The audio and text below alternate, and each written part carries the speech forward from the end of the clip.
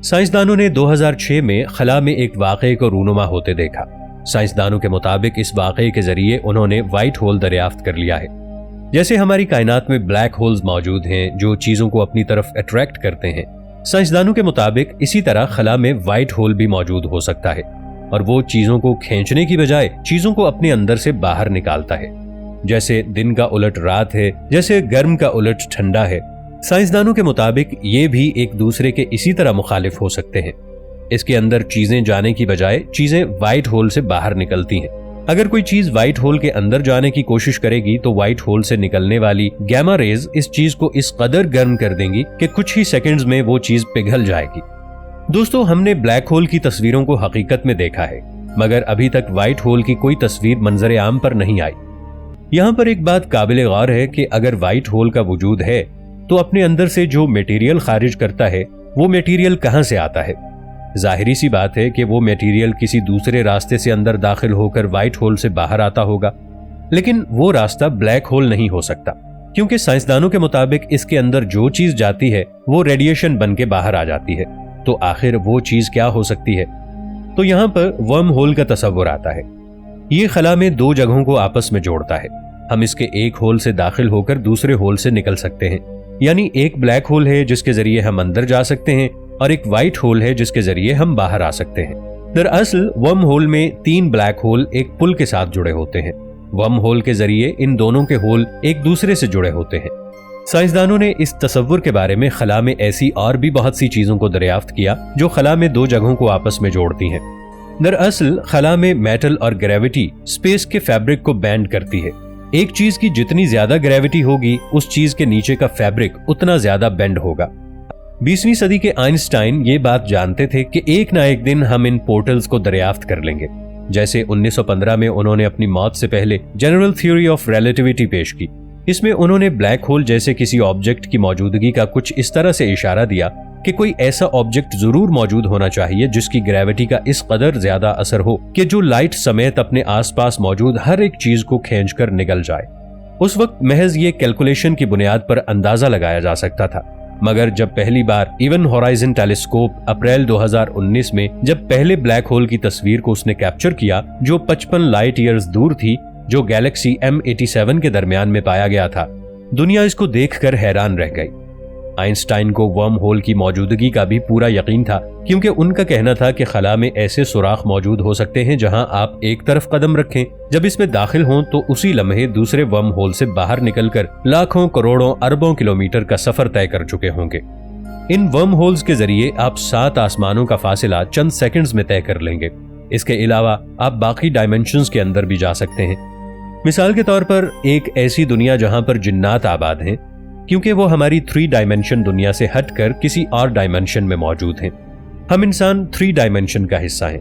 اس dimension میں رہتے ہوئے ہم صرف اوپر نیچے دائیں بائیں آگے پیچھے ہی دیکھ سکتے ہیں، جبکہ 4th ڈائمنشن ٹائم ہے۔ ورم ہول کے ذریعے 4 ڈائمنشنز کے اندر بھی ٹریول ممکن ہے، یعنی ہم اپنے پاسٹ اور فیوچر دونوں میں سفر کر سکتے ہیں۔ مگر دوستو، سائنس کی دنیا میں ایک چیز کو حقیقت کے طور پر تبھی تسلیم کیا جاتا ہے جب اس کو پریکٹیکل کے علم سے بار بار گزارا جائے۔ اسی لیے آج تک ورم ہول ایک تھیوری کی حد تک ہی محدود ہے، کوئی قانون یا لا نہیں ہے۔ 1935 میں آئنسٹائن اور اس کے ایک دوست نیتھن راسن نے یہ بتایا کہ اسپیس ٹائم کے اندر ورم ہول کے برجز ہو سکتے ہیں جو اس کے ایک حصے کو دوسرے حصے سے مختصر ترین کر کے ایسے جوڑتے ہیں کہ جس کا ہم تصور بھی نہیں کر سکتے۔ ایک ورم ہول بننے کے لیے ہمیں اس قدر شدید ترین گریوٹی چاہیے جو کہ اسپیس ٹائم فیبرک کے اندر اتنا بڑا کرو کر دے کہ اس کا دوسرا حصہ کسی اور یونیورس میں جا کر کھلے۔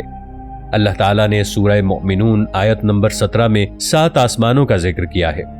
اللہ تعالیٰ نے ارشاد فرمایا، اور ہم نے تمہارے اوپر 7 آسمان پیدا کیے اور ہم خلقت سے غافل نہیں ہیں۔ یعنی اللہ تعالیٰ نے واضح طور پر یہ بات ارشاد فرمائی کہ اللہ نے 7 آسمان پیدا کیے ہیں۔ ان 7 آسمانوں پر جانے کے لیے کوئی ایک یا بہت سے راستے ہوں گے، اور ہو سکتا ہے انہی راستوں کے ذریعے فرشتے زمین پر آتے جاتے ہوں، لیکن ہم ان راستوں کے بارے میں نہیں جانتے۔ اسلامی تعلیمات کی روشنی میں اگر ہم معجزات کا ذکر کریں تو ہمیں ورم ہول کی موجودگی کا احساس ہوگا۔ اللہ تعالیٰ نے معجزات کے لیے بھی کسی نہ کسی فزیکل میڈیم کو استعمال کروایا ہے۔ مثال کے طور پر حضرت موسیٰ علیہ السلام کو جو عصا دیا گیا تھا وہ عصا ہی دراصل اژدہے میں تبدیل ہوا کرتا تھا، اور ایسا کبھی نہیں ہوا کہ وہ اژدہا براہ راست سامنے سے ظاہر ہو جائے۔ اسی طرح جب کعبے پر ابرہہ کے لشکر نے حملہ کیا تو آسمانوں سے ابابیل نے اس کی فوج پر پتھر پھینکے۔ یہ پتھر آگ کے انگاروں میں تبدیل ہو کر ساری فوج کو نیست و نابود کر دیتے ہیں۔ دوستو، یہ سب بتانے کی جو بنیادی وجہ ہے وہ یہ ہے کہ جب حضرت محمد صلی اللہ علیہ وآلہ وسلم نے معراج کے موقع پر آسمان کی طرف سفر کیا تو وہ سفر بھی انہوں نے کسی میڈیم کے ذریعے کیا تھا۔ اسی لیے حضرت محمد صلی اللہ علیہ وآلہ وسلم کو براق جیسی تیز ترین سواری عطا کی گئی، ورنہ اللہ کا کن کہنا ہی کافی تھا۔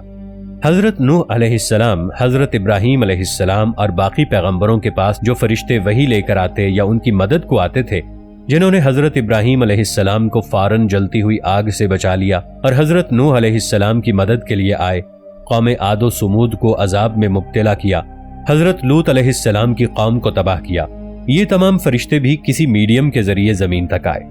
اسلامی تعلیمات کی روشنی سے ہمیں یہ بھی پتہ چلتا ہے کہ فرشتوں کا اصل مقام 7ویں آسمان پر بیت المعمور یعنی کعبے کی طرح کا ایک اور کعبہ جو 7ویں آسمان پر موجود ہے، فرشتے وہاں ہوتے ہیں اور دن رات اس کعبے کے گرد طواف کرتے ہیں۔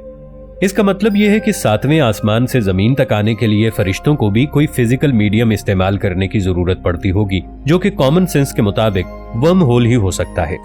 سفر معراج پر بھی حضرت محمد صلی اللہ علیہ وآلہ وسلم اپنے جسم اطہر کے ساتھ کسی راستے، پورٹل یا ورم ہول سے گزر کر ایک رات کے اندر نہیں بلکہ چند لمحوں میں 7 آسمانوں کا سفر طے کیا، اور سب سے بڑھ کر حضرت محمد صلی اللہ علیہ وآلہ وسلم نے حضرت عیسیٰ علیہ السلام سے دوسرے آسمان پر ملاقات کی جو آسمان پر زندہ تھے، کیونکہ اللہ تعالیٰ نے حضرت عیسیٰ علیہ السلام کو زندہ آسمانوں کی طرف اٹھایا تھا اور وہ قیامت سے پہلے دوبارہ زمین پر آئیں گے۔